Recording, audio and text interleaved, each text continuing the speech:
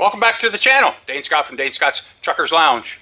So this is the story of a 1966 Kenworth K-125 CABOVER that sat in the woods since 1979, covered in moss, and I'm going to show you from the woods to the truck show. So it's going to be a long video, so grab your hot trucker's coffee, get your slippers on, sit in your easy chair, and watch the transformation of Grasshopper. There he goes, folks. He's out of here.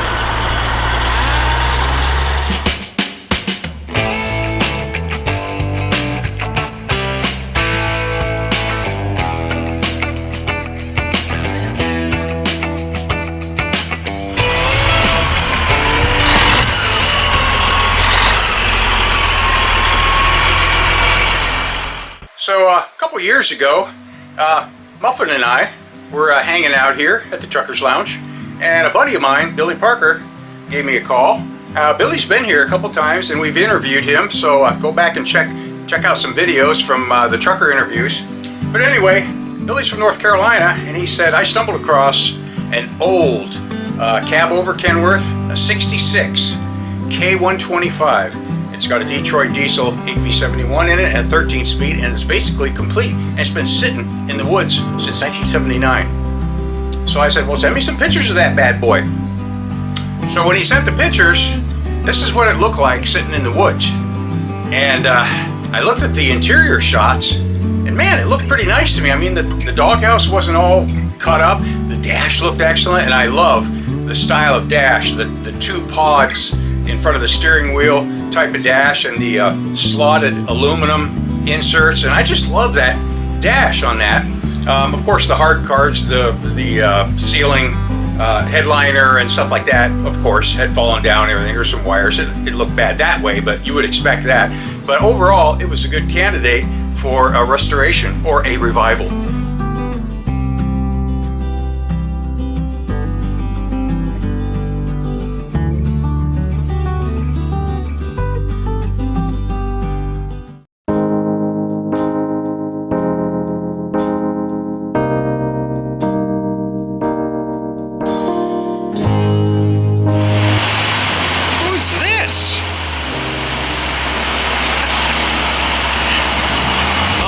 Goodness, this isn't the coolest thing I've ever seen. I'm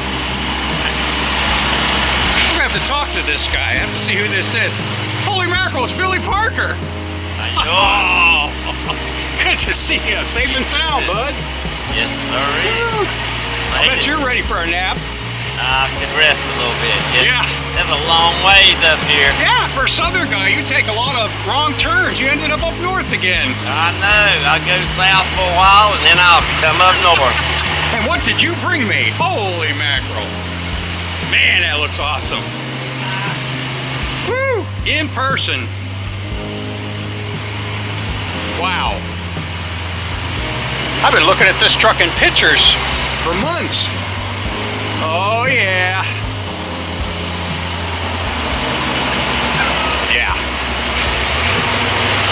So I think I see a winter project.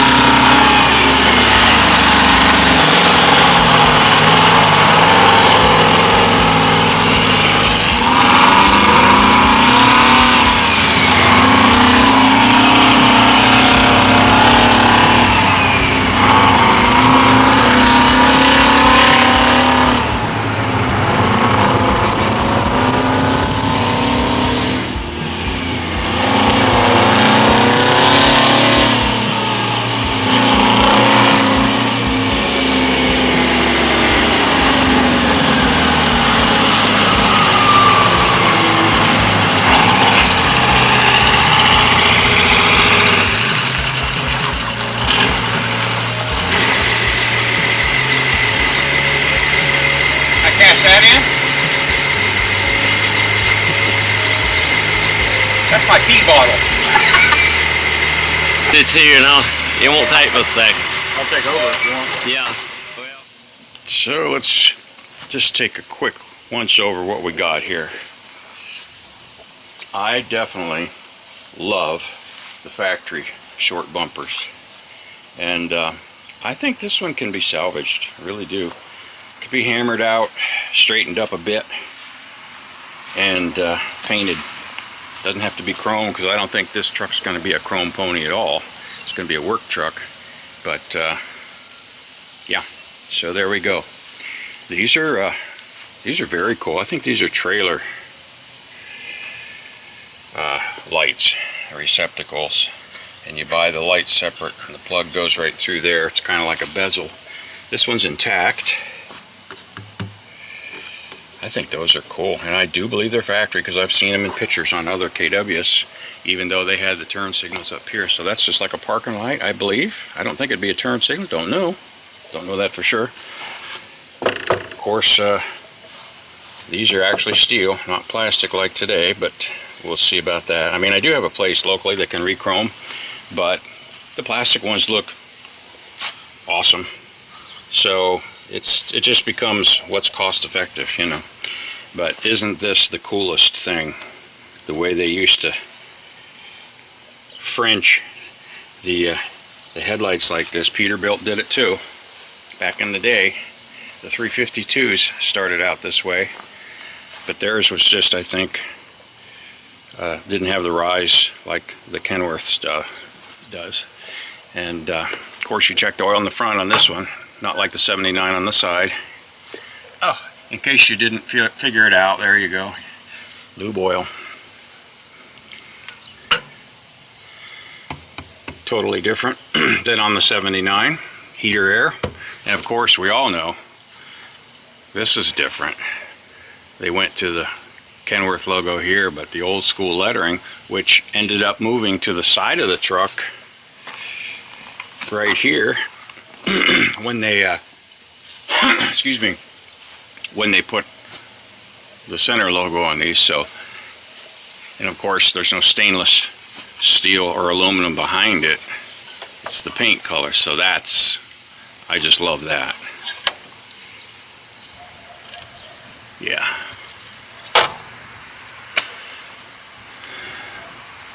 Little different handles here, are more common, I should say. These will be fun to get off. Yeah, that's always a joy. This must be for the motors.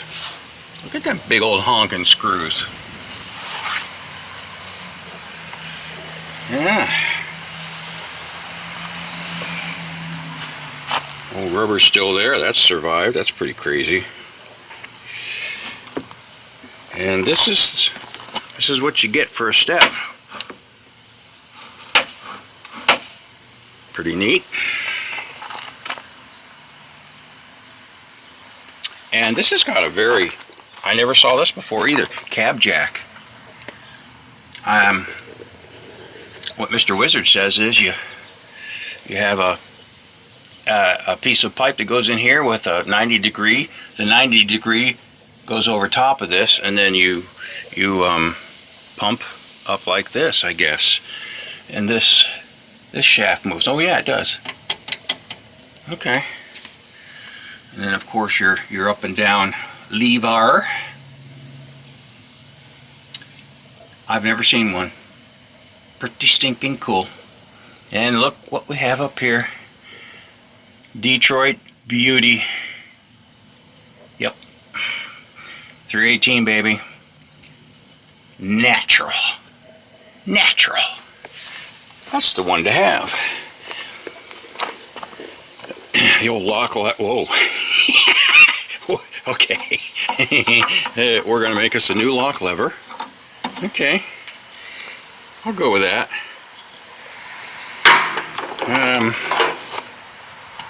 Runs over here and does the old unlock. That's different. So the only thing that raises the cab, hydraulically speaking, I guess, is the 2 cylinders. No hydraulic back here for the lock. And then these Bell exhaust tubes. That's so cool. I have to find those. Hope I can. 4-inch. And then these. Beautiful, beautiful. I love the way these attach to the cab. Nothing fancy for the brackets. Good grief. Almost looks homemade, but I don't think it would be. Yeah, there's green on that. Now this was used. It says King Van Lines, leased to. Almost looks like it says Kansas there. And there's some paperwork inside for a Van Line, so it's probably them. And of course, torsion bar suspension. It must have worked very well for KW because they used it a long time. Be interesting to find out what the actual original paint scheme was on this. I thought this might be the original paint, but up here, if you guys look, there's some mint green. Mint chip. Green follows me. I don't understand it. And then primer under it. Up there. And there's some white up there. And you just saw there was a white Dayton hub back here. So I don't know. It's going to be interesting to try to figure it out. But it looks like they painted, when they painted it, they did it right. They took it right down to the aluminum. But up there, they didn't. Of course, this is, I don't know if that's fiberglass or not. No, it's aluminum. The whole thing's aluminum. I don't think there's any fiberglass on here. I could be wrong. Last plate on it, 78. Yep. I mean, this is a breadcrumb trail of history. Mississippi, Connecticut, Alabama, North Carolina, and New Jersey. I can see a line here, so there probably was a decal of some sort here. There we go, arrow. But that says Kansas too, so I don't know, maybe that was a later, after the van lines. 76, 77, Mississippi. Haven't got this open yet because I can't get the door open yet, and I know what that's all about because we took apart the passenger door yesterday. That was good for an hour of work. Got it working, but it still isn't releasing enough, so after closing it, of course, we can't get it open again. Ay, ay, ay. Working in reverse, but hey, that's old trucks for you. Look at this. Isn't that a big old honking piece of aluminum for the up pipe? Almost looks like it was white back there. I don't know. And the opening on the older K100s is different. This is pretty much the same. They stuck with this forever. It looks like the tranny might have been a rebuild. It's got black paint on it. I don't know. Mr. Wizard seems to think so. Oh, it's still got the grill for intake hole. That's awesome. I don't know if this can be repaired or not. Probably might be able to be pulled out. Oil bath. Tanks are actually pretty much unmolested on this. Those things could be taken off and cleaned up real nice. Both of them.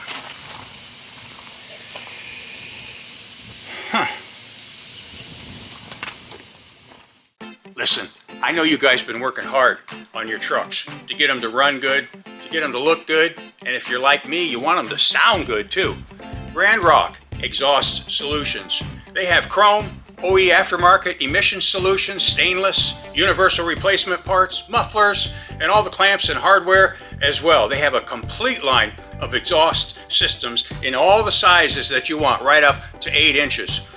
And you can find them at any of these aftermarket parts suppliers. Any of the websites you go to for your other parts, you can find Grand Rock there. So if you're like me, you want the best, Grand Rock. So he says, let's buy an old vintage Kenworth truck. It'll be fun. Oh, after about 6 hours, I have the driver's door open, which was a major job. But she's open. I've got the panels to make patterns from. Passenger side's open, and that one works better than the driver's side right now. I still got to do all the cleaning on this side, but I did get all the critter garbage out of this side. You know how that goes. So you guys ever see how the inside of a 66 KW works? Cable for the inside, which seems to work quite well. But if you notice, the hard almost, and I think that's wrong. Somebody put that in there. It's supposed to be stronger. You'll see on the other side, but I am going to have to put a cable on that side too, because the outside, now that I got turning and everything and hooked up, it's just too goofy. So I'm going to put another cable in there and run it tight so everything runs together. So that's how we'll do it.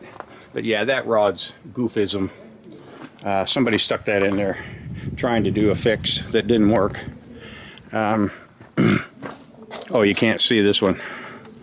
But at any rate, that rod is a lot bigger around. And so far, it seems to be working. So we'll see.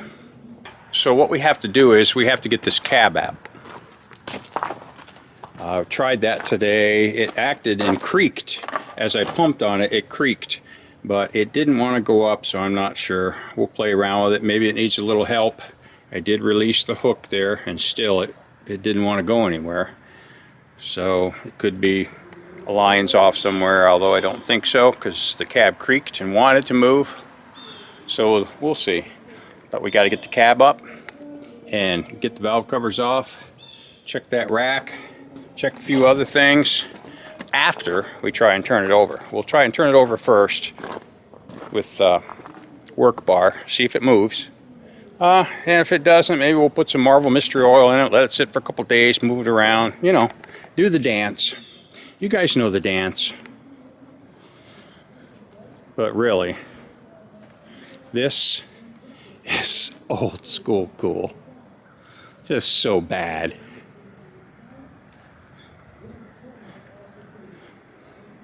I love this truck. I'm watching you guys.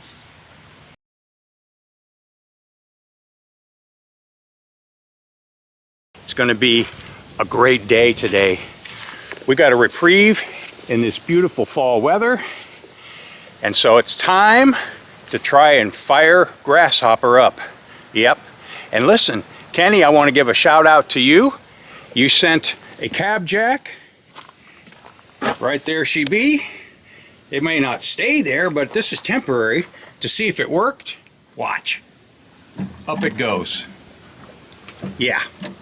She's working like a champ. Okay, so now that we can get it jacked up far enough, now we need to keep soaking this bad boy down, which we soaked it down before, but it did not want to move. So we'll soak her down again, see if we can get that catch to come down.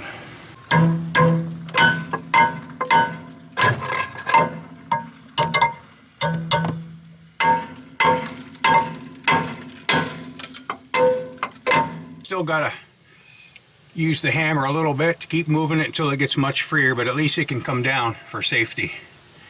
Very pleased about that. This is what it looks like when you have a working cab jack. So today, maybe this bad boy will be running, making some noise. Unbolted the shift tower to give us access to the motor so we can get up in there today. 2 batteries, 4 cables, 2 go to the parallel switch, yeah, and then 2 to the starter. All right, first step today, 24 volt starter goes off, because of the bad acting parallel switch, we'll go to 12 volt, which we got that 12 volt starter in.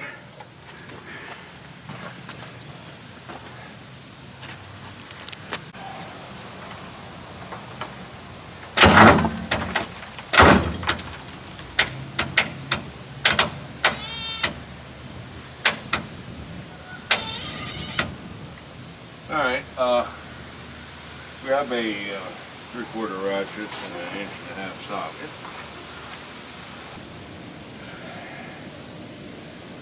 Up tighter than a drum. As it turned a little bit, and then that was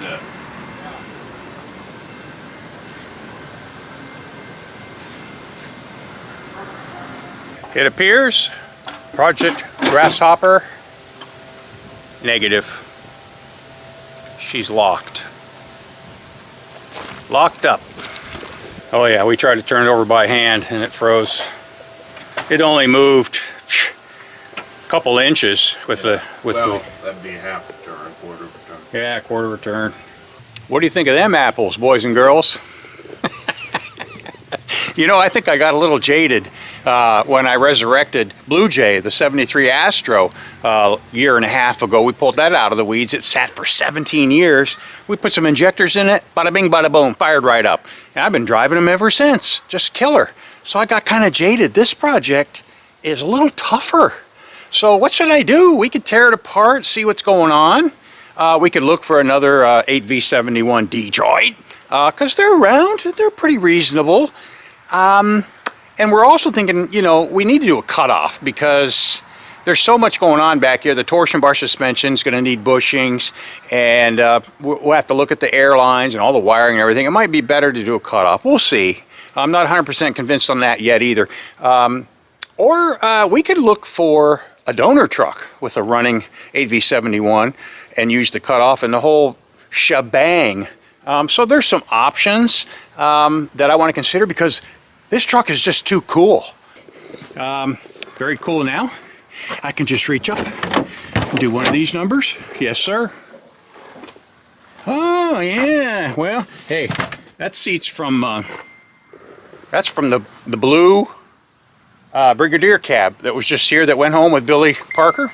I'm glad I kept the seat out of that thing because I need it for this. Need a vent glass on both sides. I think somebody probably broke them. That's a good glass. And the other glass over there is good. Left side glass is good. Right side has a crack. No big deal. It's flat glass, right? But, so here we are. But, I mean, the dash layout is so awesome. In 1966, I just love the 2-pod right there. And I love the, whatever you want to call that, aluminum background plates, anodized aluminum, whatever you want to say, but just, it's just the coolest setup. And look at the vinyl. I mean, yeah, there's a rip, but I mean, look at the top. It's really good. Hey, let's get over here and see what we got. Yeah, these are some papers from the old days when it was working. One of the moving companies. Oh, looky there. Some of our furry little friends had a snack. Rotten things. Okay, so where are we at here? Okay, so this was King Van Lines. And the original owner, or second owner I should say, but the guy that really knows about this truck, said that they hold furniture in containers for the military, for the guys that went overseas. Hats off to all you military veterans. God bless you. But I started showing you how really nice shape. I mean, the interior is all here. It's just a cleanup job, and of course, you know, the fiber boards are down. You know, you're gonna have that. But look at this. I just love these. The old school, and you can't really see, it's dark. But yeah, the old school wig-wag low air. I'm liking that. So I'm really impressed with it. Look at the old crooked KW. I mean, that's bad. That is just bad. But look at this dash.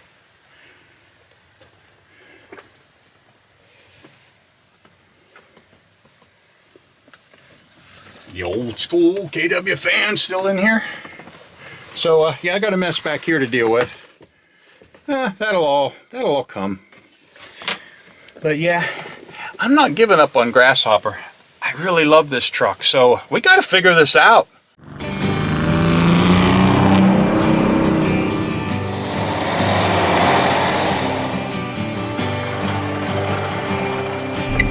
Ready to rock there, Colombo?